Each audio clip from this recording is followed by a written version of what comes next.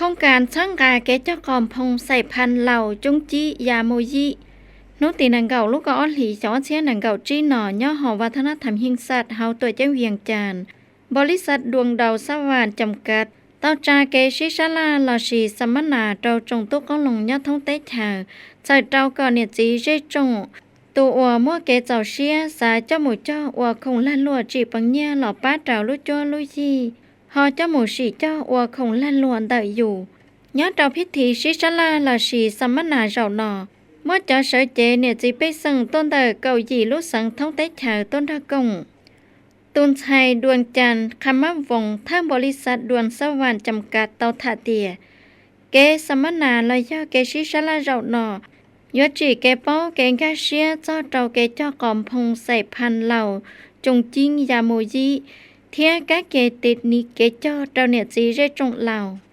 เจ้ากอมพงนอมั่วเจนจีจงเจ้าลุได้รอสื่อเจ้าหมูผลิตวัดศูนย์นอวัดชั่วเขามอนยาวปลา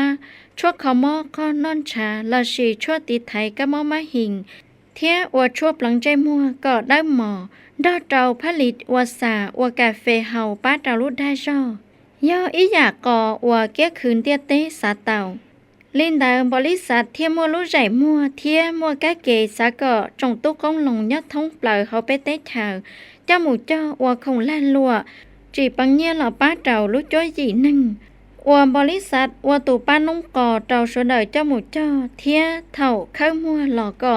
มัวดอกก้าเจ้าบริษัทวัวตู่ยัว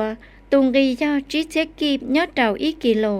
เจ้ากอมพงนอตัวอย่างคือเต่าเนียนเต่าปัวล้านกีบยอดเจ้าอีเฮตาอวยย่อเจ้าเชอเตหันตรงอย่างพาลา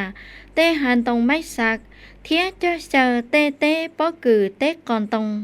ลอชีจีมาจินตรงเลยๆจ่าว่ามั่วคอนจงจีปุชากูเจ้าเจ้าก่อเทลียัวจงลินดาเปชิเจ้าละหม่อมลงตูนชัยดวงจันทร์คำมันนีทางบริษัทดวงดาวสวรรค์เจ้าหลุดท่าให้เจ้าเกเจ้ากอมพงเช็คคือเต่าเยี่ยมบริจาเจ้าชวนดาได้มาปลูกที่ประเทศลาวพวกเขาได้มี15,000 ต้นแล้ว1 ต้นตอนพวกเขานำเข้ามาแม่น600 ล้านเนาะ1 ต้น600 ล้านถ้าทานสมาชิกท่านใดที่อยากปลูกเราต้องมีข้อมูลของทานต้องมีสัญญากับบริษัทดวงดาวสวรรค์ว่าเดี๋ยวพันห่วงธุรกิจนำพวกเขาอันนี้บ่แม่นเนาะทานมีดินน้อยทานก็สามารถ